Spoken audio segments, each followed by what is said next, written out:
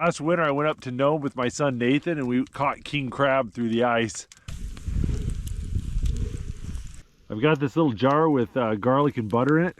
Just kind of loosen the lid, sit that right by the fire.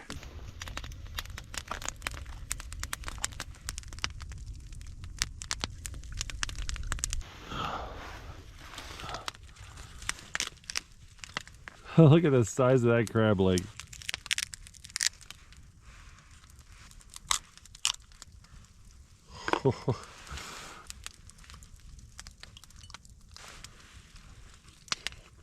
Oh, that was so warm and delicious.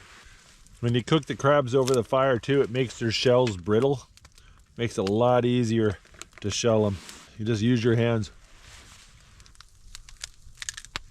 You gotta eat quick.